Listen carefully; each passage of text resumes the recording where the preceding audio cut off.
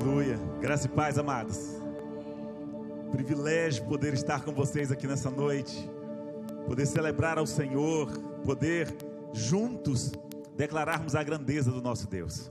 Um dia um homem recebeu um testemunho da parte de Deus, que eu já citei aqui algumas vezes, essa mesma fala ou esse testemunho, porque eu acho ele muito forte. Quando a raça humana havia se corrompido de uma tal forma, que Deus olhou para a terra e quis e desejou destruir o homem que havia feito, a palavra do Senhor diz que ele encontrou um homem, sobre o qual ele declara em Gênesis capítulo 6, dizendo: Noé era um homem justo e íntegro entre os seus contemporâneos. No meio de uma geração corrompida e perversa, diz a versão de Almeida mais antiga, no meio de uma geração corrompida e perversa, Noé era homem íntegro entre os seus contemporâneos. Noé andava com Deus. Um homem que foi escolhido por Deus para poder, através dele e da sua família, a terra ser povoada novamente após o dilúvio. Recebe essa fala de Deus aqui em Gênesis capítulo 6 e o versículo 9. Na Nova Versão Internacional diz: esta é a história da família de Noé. Noé era homem justo, íntegro entre o povo da sua época. Ele andava com Deus. Então esse é um testemunho que Deus dá a respeito de Noé. Ele diz que ele encontra Noé, um homem que seria agora o precursor de uma nova geração, de um novo tempo. No capítulo 7, no versículo 1, diz: então o Senhor disse a Noé para entrar na arca, ele e toda a sua família. Você é o único justo que encontrei nesta geração. Isso é muito forte. Quero só mostrar para vocês nessa noite como é que um homem com essas qualidades, como é que uma pessoa com essas qualidades é capaz de amaldiçoar a sua família, de trazer desgraça para a sua família, mesmo tendo esse conceito diante de Deus. Porque muitas vezes nós gostamos muito de apelar para a misericórdia de Deus, que é grande, mas que muitas vezes essa misericórdia, ela não vai abarcar, ela não vai atuar em todas as circunstâncias das nossas vidas, quando nós mesmos decidimos fazer a coisa errada, andar de forma errada e trazer maldição sobre a nossa vida e sobre a nossa família. A palavra do Senhor diz que depois do dilúvio, depois que aconteceu o dilúvio, Noé, ele saiu da arca. Como ele era agricultor, ele plantou uma vinha. Ele plantou se fosse o dizer mais dos gaúchos, né? Ele plantou um pareiral, uma parreira, um vinhedo. Fez uma plantação de uva. Segundo os historiadores, por causa do dilúvio, houve uma mudança no clima, uma transformação, houve um aquecimento. E depois que Noé plantou aquela vinha, ele decidiu que ele tinha direito agora de encher a cara com o resultado do que ele havia colhido. A Bíblia diz que ele produziu muito vinho, a vinha dele, E ele resolveu entrar na sua tenda e beber todas. Abra sua Bíblia, o versículo 20 e 21 do capítulo 9 do livro da Gênesis.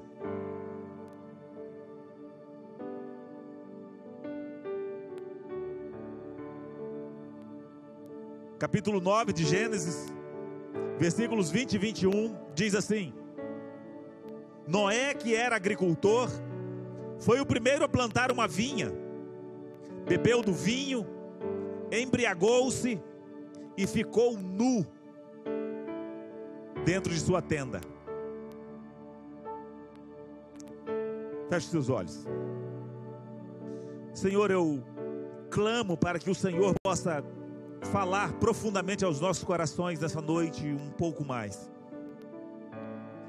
Trata o nosso coração, trata, Senhor, as nossas ações, as nossas reações, e faze-nos entender nessa noite tudo isso que aconteceu através da vida de Noé, Senhor, da sua família, dos seus descendentes, para que o teu povo nesse tempo não seja um povo que venha agir de igual forma, trazendo maldição, Senhor, para a sua família, trazendo desgraça para a sua geração, mas que nós possamos sim saber viver aquilo que o Senhor tem para as nossas vidas, em nome de Jesus, amém. Então, queridos, eu queria, pegando esse texto de Gênesis 9 e 20 e 21, falar sobre o tema aprendendo a lidar com os resultados. O que aconteceu na vida de Noé foi que depois de ele cumprir tudo aquilo que Deus havia determinado para que ele cumprisse, passou, não sabemos quanto tempo construindo a arca, construiu a arca, viveu, passou aquele ano inteiro dentro da arca ali com os animais, com a sua família. Ele sai da arca e ele planta uma vinha, e agora certamente a terra extremamente fértil depois do dilúvio, depois de toda aquela decomposição que houve por causa do dilúvio, produziu abundantemente. E a grande questão é que nós olhamos para essa circunstância. Noé, ele não foi festejar com seus filhos, ele não foi festejar com a sua família, não. Ele decidiu entrar para dentro da sua tenda e beber. Há um entendimento de que possivelmente antes do dilúvio, por causa da questão climática, o suco de uva não fermentasse como fermenta dentro do ecossistema atual. E talvez Noé nem soubesse que o suco de uva que ele tinha ali nas mãos havia fermentado e traria aquele resultado. Nós não sabemos. O certo é que nós vemos nele ali uma atitude em que ele achou que agora ele, tendo um excelente resultado, ele poderia gastar da forma que ele quisesse, ele podia usar da forma que ele quisesse. E ao invés de ele chamar a sua família para poder estar todos juntos ali, para poder todos desfrutarem do resultado do seu plantio ou do resultado da sua colheita, ele decidiu usufruir sozinho. E ao fazer isso, a dose era maior do que a sua capacidade, a capacidade do seu rim, do seu fígado processar, e ele se embebedou, e ele ficou nu dentro da sua tenda. E acontece que ele tinha 3 filhos, Sem, Cã e Jafé. Cã era o mais novo, era o caçula. Normalmente os caçulas são mais gaiatos, né? São mais folgados. E ele entra na tenda e ele vê o pai nu dentro da tenda. E ele sai, ao invés de ele cuidar do pai, de ele cobrir o pai, não, ele saiu e foi contar para os irmãos, desonrando assim o seu pai. E ao desonrar o pai, conta para os irmãos mais velhos, com mais entendimento. A Bíblia diz que eles pegam uma capa, eles colocam sobre os seus ombros em 2, e eles vão andando de costas até chegar onde o pai estava, e soltam a capa em cima do pai, e cobrem a nudez do pai, para não ver o pai nu, para não desonrarem o pai, que estava nu ali agora dentro da sua tenda. E no dia seguinte, quando o pai fica sabendo o que o seu filho caçula havia feito, ele o amaldiçoa. Mas ele não amaldiçoa apenas o filho caçula, ou ele não amaldiçoa diretamente o filho caçula. Cã tinha um filho chamado Canaã, nome bem conhecido por todos dentro do mundo evangélico, dos textos bíblicos. Canaã era o filho de Cã.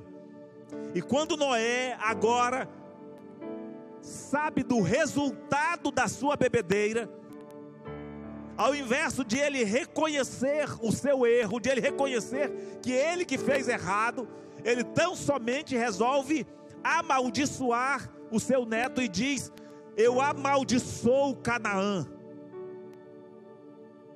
pelo que o seu pai fez. Escravo de escravos ele será.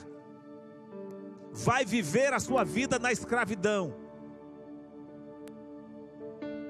E assim, os filhos de Cã, por causa do que ele fez e por causa do que Noé fez, se tornaram uma geração amaldiçoada. Quando você olha para a conquista de Israel, conquistando a terra prometida, a Canaã, é chamado de Canaã porque era a terra onde viviam as nações que foram formadas da descendência de Cã, através de Canaã. Então todos aqueles eus que você vê na Bíblia, os jebuseus, os fariseus, os girgazeus, os amorreus, os heteus, todos aqueles que foram ali determinados por Deus que fossem destruídos, totalmente eliminados da terra, eram exatamente a descendência de Canaã. E por que tudo isso aconteceu? Porque Noé não soube lidar com os resultados da bênção que havia chegado em suas mãos, da colheita que havia chegado em suas mãos. Ele achou que ele podia gastar do jeito que ele quisesse, ele achou que ele podia fazer do jeito que ele quisesse, que ele podia usar do jeito que ele quisesse, ao invés de incluir a sua família, de chamar, de trazer todos para perto e de assumir as suas responsabilidades. Então, quando nós não sabemos lidar com os resultados nas nossas vidas, a primeira coisa que acontece conosco é nós nos embriagarmos com esses resultados. É muito comum nós vermos isso nas famílias. Já falei disso aqui outras vezes, e vocês creio que já viram, quantas vezes já viram, uma pessoa ganha um prêmio na loteria, a primeira coisa que ele faz, o que é? Larga a família. Primeira coisa que faz é largar a família,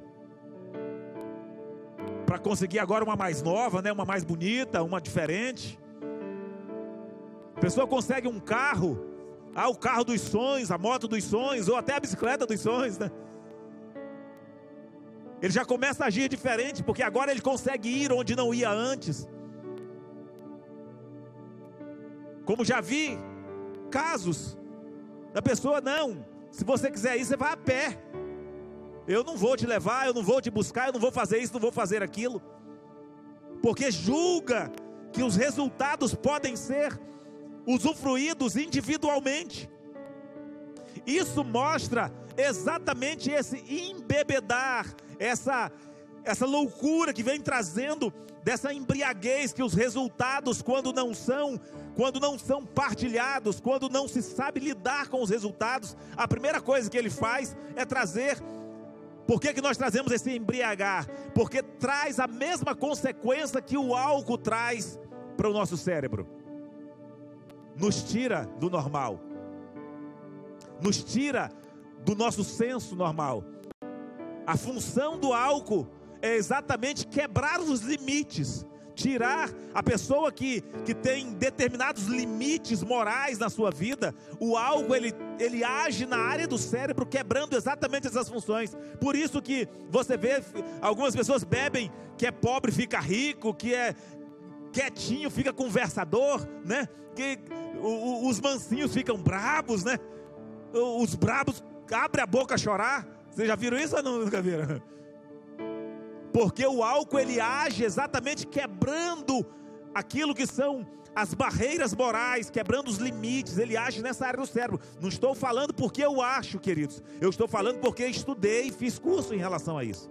Eu e a minha esposa sabemos exatamente como é que isso age. E quando nós não sabemos lidar com os resultados das bênçãos de Deus na nossa vida, esse usufruir individualmente, ele traz para as nossas vidas essa mesma questão. Age da mesma forma na nossa cabeça, age da mesma forma no nosso coração. É por isso que eu sempre digo que você precisa guardar o seu coração antes de entregá-lo a alguém, porque depois que entrega, já era. É igual, eu já ouvi muitas pessoas dizer: rapaz, mas eu não sei como é que aquela pessoa, quer seja homem, quer seja mulher, como é que largou. A mulher largou o marido com as crianças pequenas, bebezinho de cola, ela largou e foi embora com outro homem. Vocês já viram isso acontecer ou não? E você olha e fala assim: como é que uma pessoa tem coragem de fazer uma coisa dessa? Como? Da mesma forma que o bêbado tem coragem de sair pela rua cantando, brincando, ou xingando os outros, ou para na frente dos carros e faz misura, né? Da mesma forma. Ou que o pai larga a família em casa e sai e vai, arruma outra mulher, ou simplesmente pega o dinheiro que era para fazer a compra do mês e gasta no bar. Já viram isso ou não? Como é que uma pessoa tem coragem de fazer uma coisa dessas? Porque está embriagada.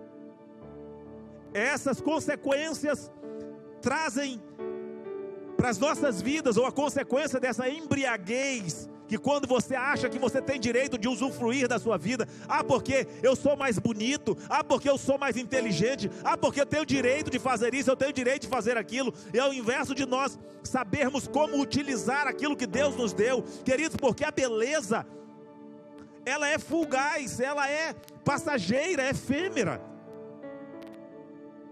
É efêmera. Você pode ser bonito do jeito que for, não precisa muita coisa, um erro seu na cozinha, um erro, e o seu rosto fica deformado para o resto da vida, e acaba a sua beleza. Vi uma mulher, uma jovem linda, há uns anos atrás, talvez décadas atrás, linda.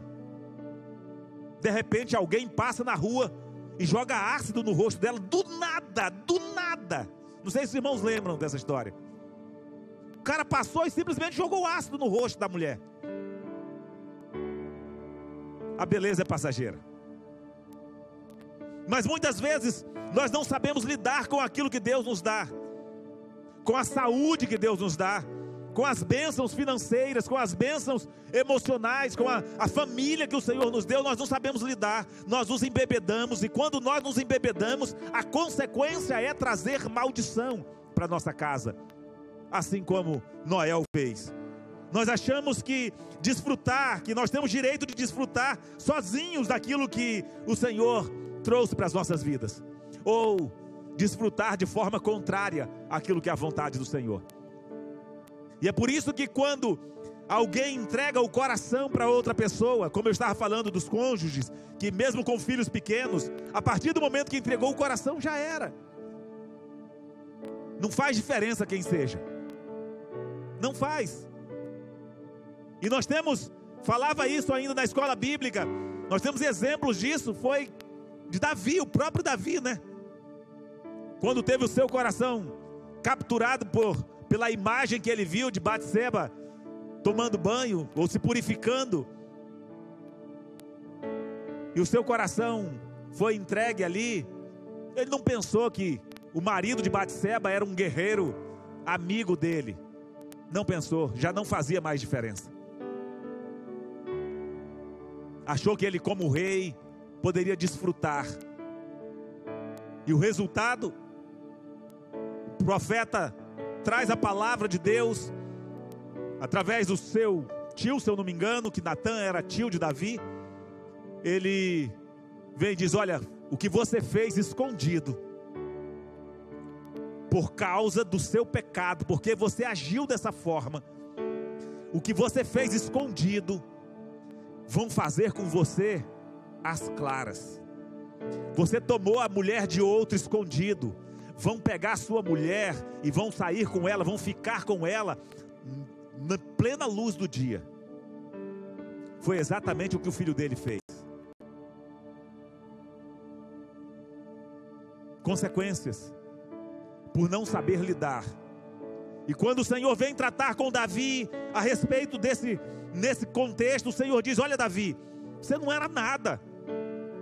Você não era nada. Eu te tirei lá de trás das malhadas, eu te tirei lá do pasto das ovelhas, eu te fiz rei, eu te dei as mulheres que você quis, eu te dei todas que você desejou. Se fossem poucas, Davi, eu ainda te daria mais. Por que você foi atrás da mulher do seu próximo?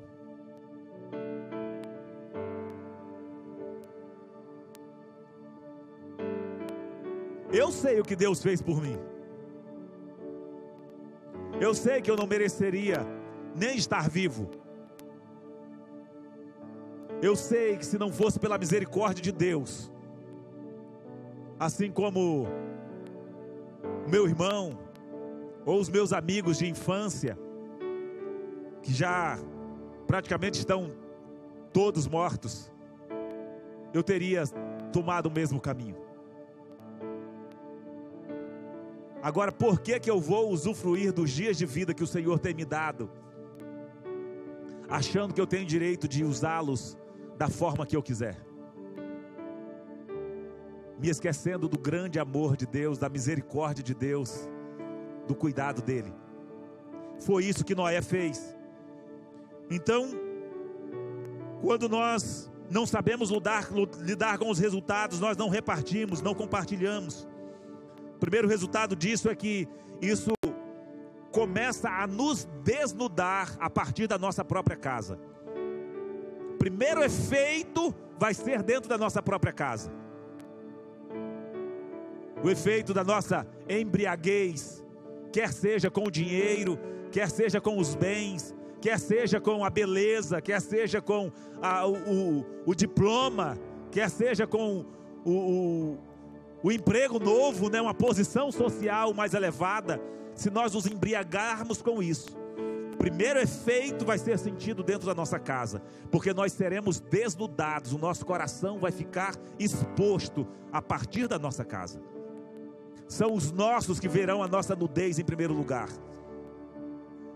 Eu vi uma postagenzinha, um quadro de uma mulher deitada num sofá, com umas garrafas de bebidas perto, dizendo assim: eu bebo em casa, não faço mal a ninguém.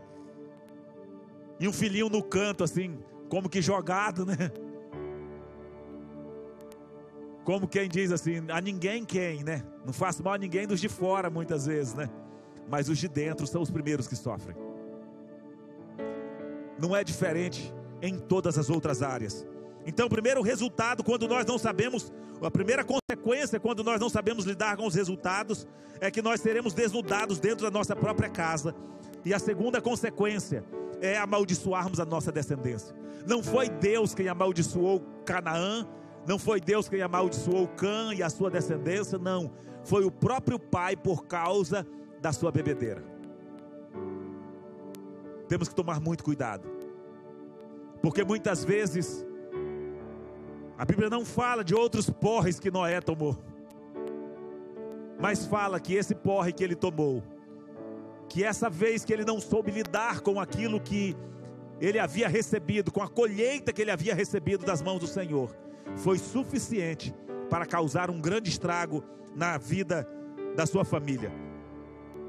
E a minha pergunta nessa noite é: como é que você tem lidado com aquilo que Deus tem feito chegar às suas mãos? Eu queria que você fechasse os seus olhos por um momento.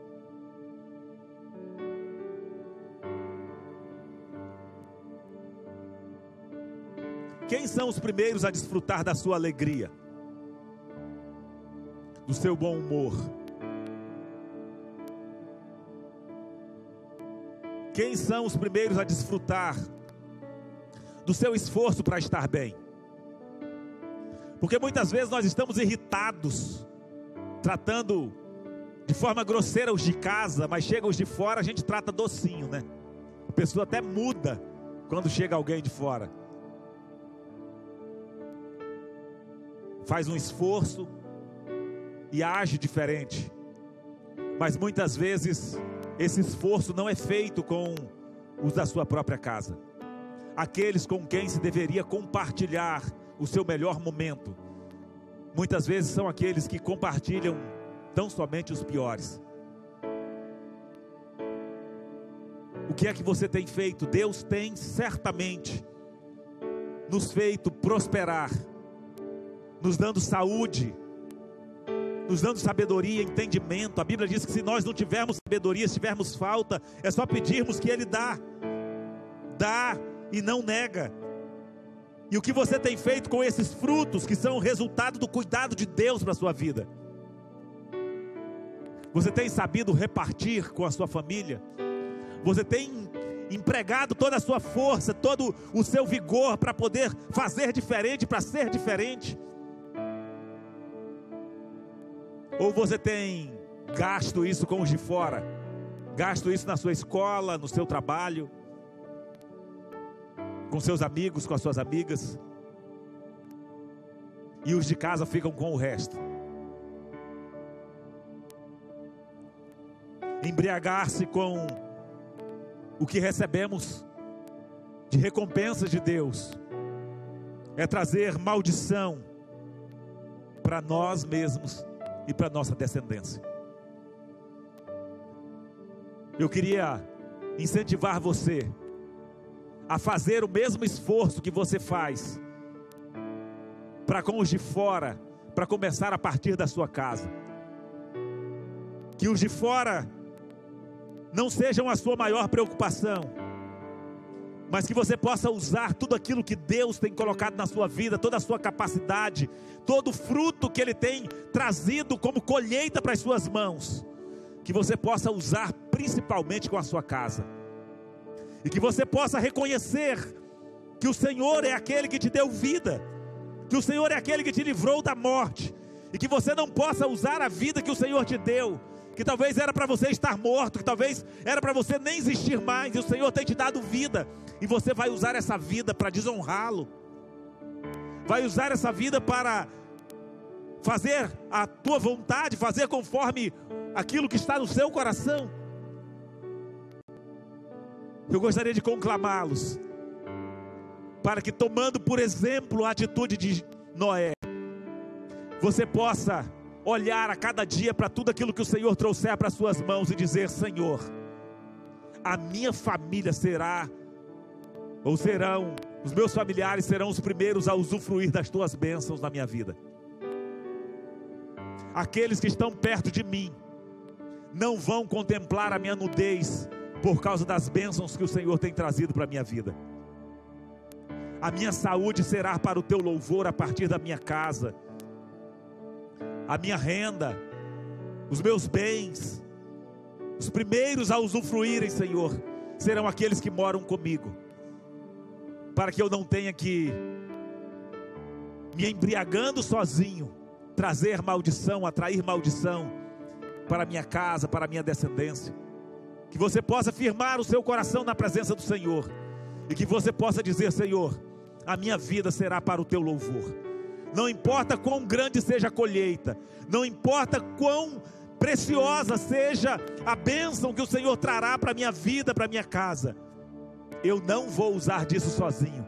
Eu não vou usar disso para poder amaldiçoar, para trazer maldição para a minha casa, para a minha família, para os meus filhos. Mas eu vou, Senhor, cumprir a tua vontade, repartir e viver o teu propósito para a minha vida e para a minha casa. Coloque-se de pé em nome de Jesus. Senhor, muito obrigado, Pai. Eu te louvo e te agradeço pela vida de cada um dos meus irmãos aqui neste lugar, pela vida daqueles que estão nos acompanhando, Senhor, pelas mídias sociais, pelo Facebook, por essa transmissão. Eu clamo para que o Senhor possa abrir os nossos entendimentos nessa noite. Senhor, onde temos nos desviados, onde temos nos embriagado, onde temos achado, Senhor, que é direito nosso usufruir daquilo que temos conquistado através da misericórdia do Senhor para as nossas vidas. Muitas vezes achamos que é fruto tão somente do nosso trabalho, Senhor, e não conseguimos enxergar que é fruto da Tua misericórdia, que é resultado da Tua bênção, e que o Senhor nos trouxe e nos traz essas bênçãos para que possamos usufruir com a nossa família, para que possamos abençoar a nossa família, para que não haja necessidade, Senhor, depois de outros virem fazer dos nossos filhos escravos e virem tomar posse daquilo que os nossos filhos conquistaram, Senhor.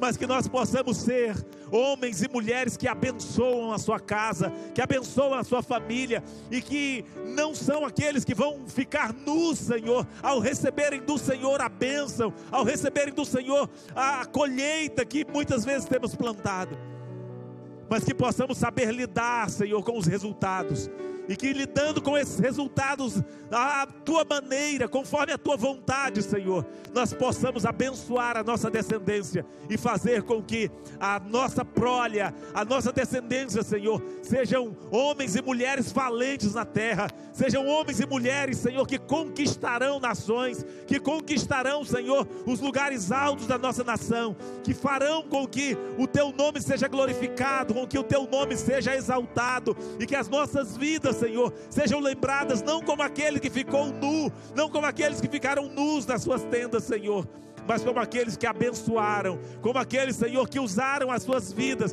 os recursos para abençoar a sua casa, em nome do Senhor Jesus. Que o amor de Deus, o nosso Pai, que a graça do nosso Senhor e Salvador Jesus Cristo, que as consolações, as bênçãos e a comunhão do Espírito Santo seja sobre você aqui neste lugar, sobre a sua casa, sobre você que está aí cultuando a Deus conosco, só Deus sabe onde, sobre tudo aquilo que vocês forem fazer nessa semana, sobre aquilo que vocês colocarem as mãos, sobre seus filhos, sobre toda a sua família, agora e para sempre, em nome de Jesus. Amém. Amém, queridos. Que Deus em Cristo os abençoe. Eu quero agradecer os nossos visitantes, dizer que é muito bom tê-los conosco, uma honra poder adorar a Deus junto com vocês.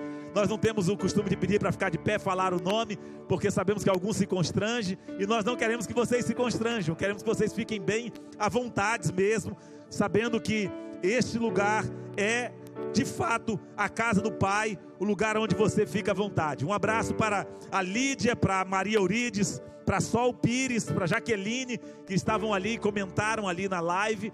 Um grande abraço. Não se esqueça de, saindo daqui, chegando em casa, compartilhem a transmissão do culto, marque os seus amigos, os seus familiares, para que eles também sejam abençoados, e que você dessa forma também estará sendo aí um mensageiro, um disseminador da palavra de Deus. Deus em Cristo te abençoe, vá viver a melhor semana da vida de vocês, e que Deus possa usar a vida de vocês para, através dela, trazer bênçãos sem medidas para a sua descendência, em nome de Jesus. Que Deus em Cristo os abençoe.